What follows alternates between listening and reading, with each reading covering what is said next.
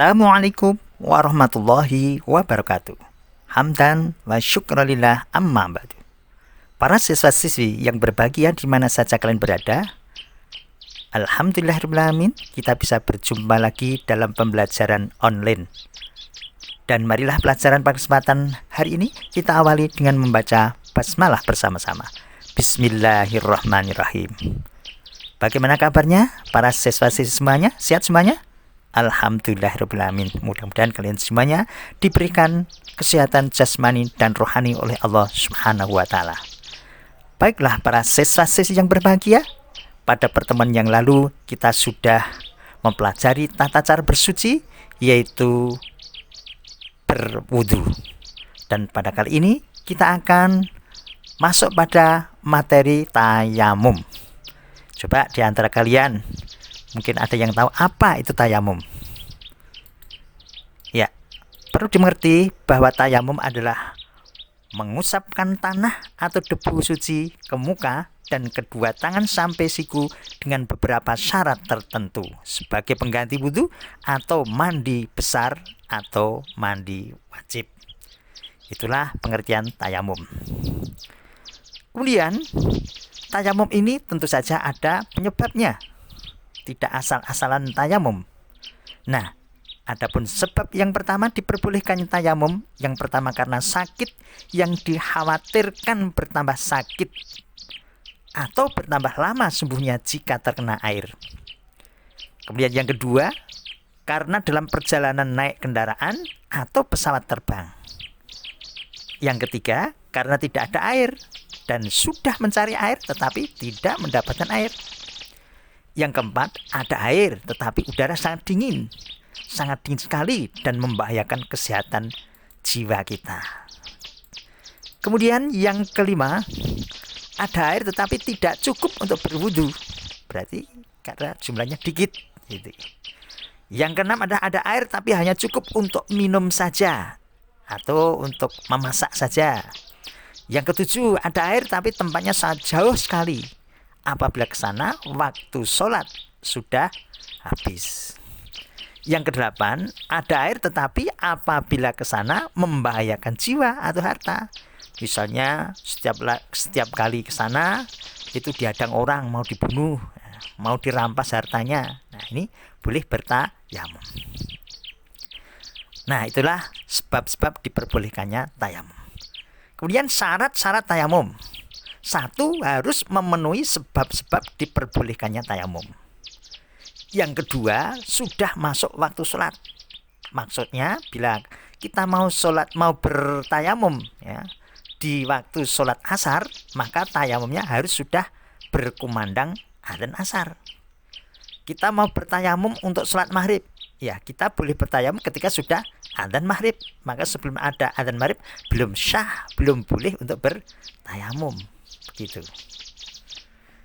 Kemudian yang ketiga, menghilangkan najis yang melekat di tubuh. Jadi sebelum kita tayamum harus kita hilangkan najisnya dulu. Yang keempat, bagi wanita tidak dalam keadaan haid ataupun nifas. Dan syarat yang kelima, menggunakan tanah atau debu yang suci. Maka kita harus mencari tanah ataupun debu yang suci. Misalnya ada di dinding, ada di kaca, silahkan, tapi yang bersih.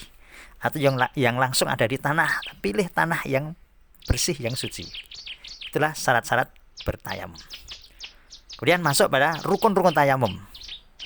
Rukun tayamum ada berapa? Ada 4. Satu adalah niat. Nah, niat tayamum bagaimana ini?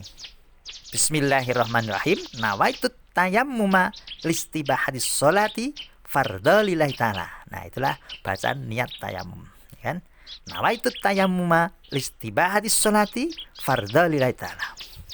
Kemudian rukun yang kedua adalah mengusap atau menyapu wajah secara menyeluruh dengan debu, ya. Menyapu atau mengusap wajah secara menyeluruh dengan debu yang suci. Kemudian rukun yang ketiga, menyapu atau mengusap kedua tangan sampai siku. Ingat, sampai siku, tidak hanya di pergelangan tangan ya, tapi sampai siku.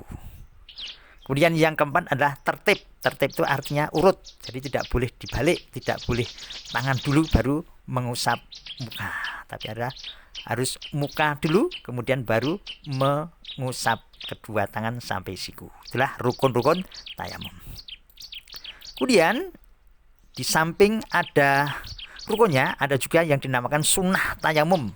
Jadi sunnah itu apabila dikerjakan itu akan mendapatkan pahala, apabila ditinggalkan tidak berdosa, tayamumnya tetap sah.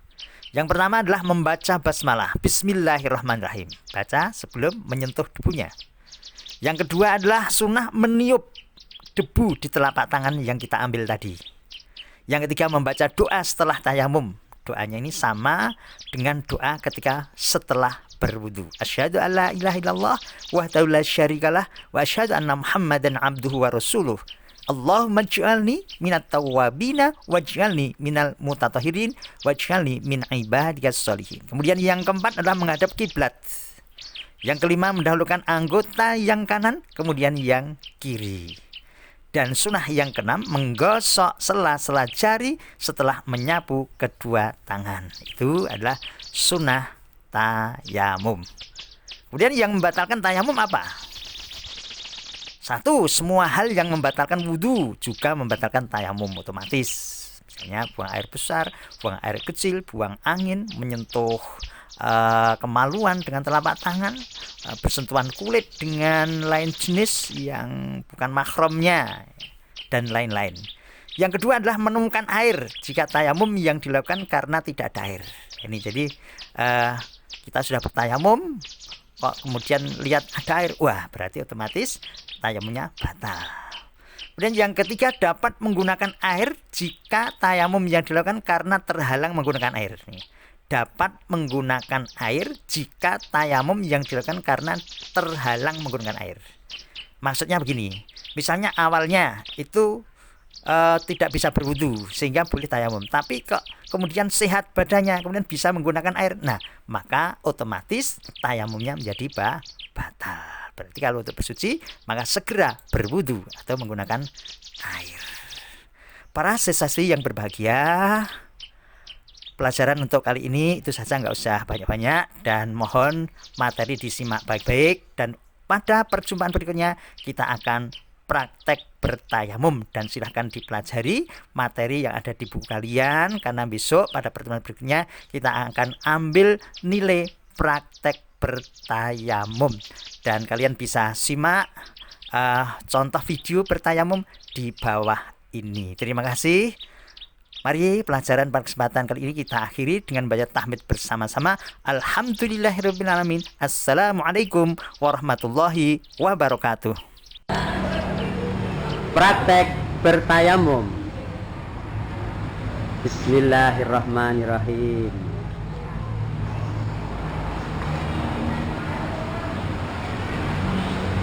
Nawaitu tayammuma listibahatis sholati fardhu lillahi ta'ala.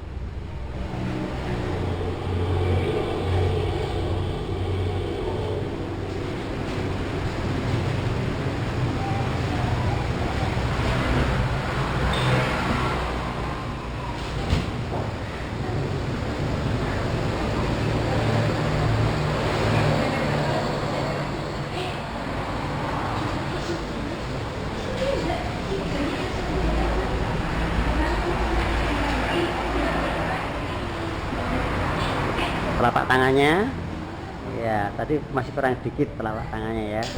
Bagaimana